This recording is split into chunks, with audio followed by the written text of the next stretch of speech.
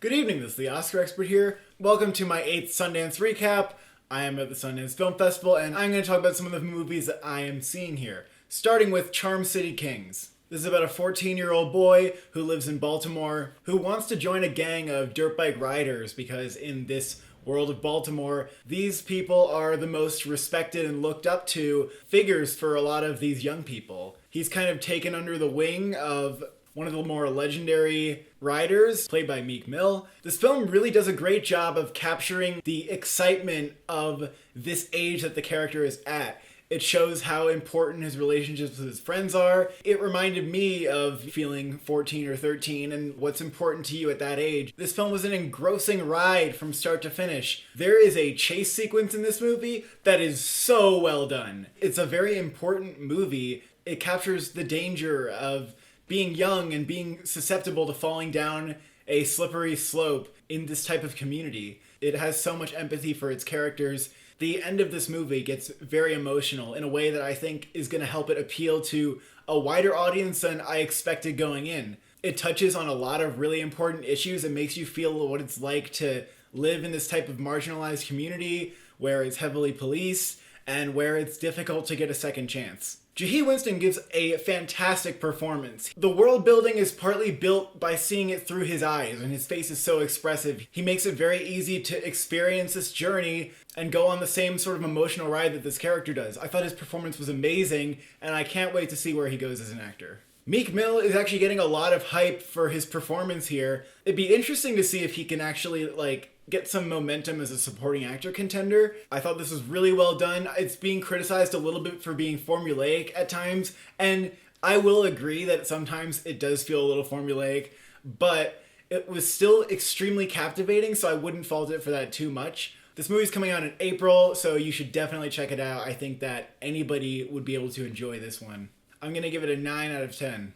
Next, I saw 9 Days, a sci-fi film that I'm really excited to talk about, and I'm really excited for other people to go see it. A good way to describe this would be that it's a little bit like a reality competition where only one of these souls can make it to Earth, and Winston Duke is the one who decides and tests them. And the souls are played by people, Zazie Beetz, Bill Skarsgård, Tony Hale are among the souls. They aren't just blank dumb slates, they come with personalities. They yearn to experience life on Earth. This film is an emotional experience. It allows you to take a step back and examine life from afar, putting you in a new perspective where you see how people who have not experienced life would look at it and yearn to feel those things. I'll try not to spoil much because I don't know how much the trailer is going to reveal. This film makes you think about what joys or what pains you reap from life. It asks questions of what makes a life worth living, or what does it mean to be able to decide who deserves to live a life on Earth. These questions might sound kind of ethereal and abstract, but I can promise you that this is actually a much more accessible film than other heady sci-fis like Ex Machina, Annihilation, Arrival. It makes a lot of sense watching it. It's not going to confuse you. It's not out there to get you. Very digestible because it basically speaks to you through emotions. The reason that this is such an emotional experience is because you're able to think about life from a different perspective, and you're able to connect with Winston Duke's conflicted outlook on life. Winston Duke is magnificent here. I would love to see him be in the Best Actor conversation next year.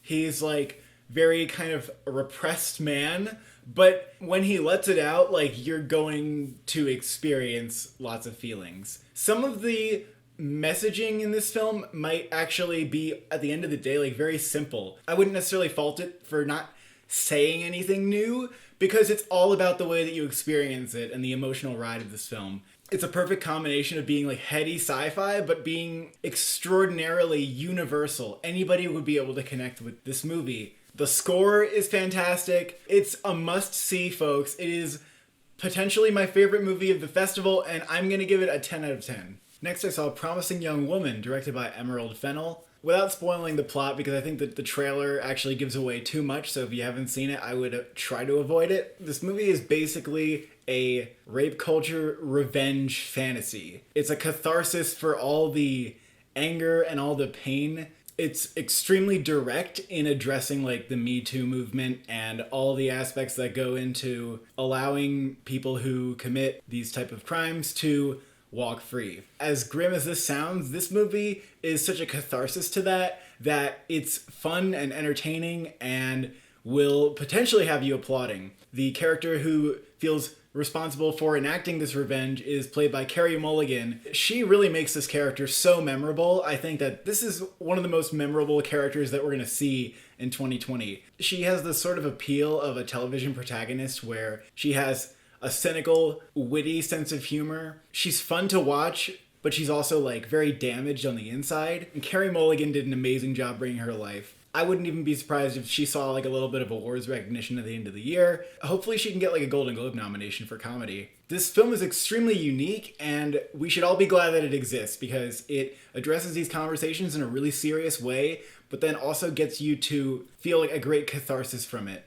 Sometimes it's not super challenging because it represents the conversations to such a T that it can feel like it doesn't have as much of a voice in terms of like the messaging. This isn't to say that stylistically it doesn't have a voice because it always has a great sense of style, a great balancing of tones. The look of this movie may end up being kind of influential or iconic. I thought it was very well directed. Bo Burnham is also in this movie and he's really funny. Some people said he was miscast. I just don't agree. The ending really had me like scratching my head and I said like, did that really need to happen in order to tell this story? And then I thought about it and I thought how there was one scene that was like a very interesting metaphor if you really think about it, and it made me like the ending a lot. But I can't say that the rest of the movie was necessarily as challenging or worthy of picking apart. Maybe it is. Maybe if I watch this movie again, I would think so. It's a great like conversation starter. It's kind of amazing that a movie like this exists. I will give this an 8 out of 10. Thank you for watching.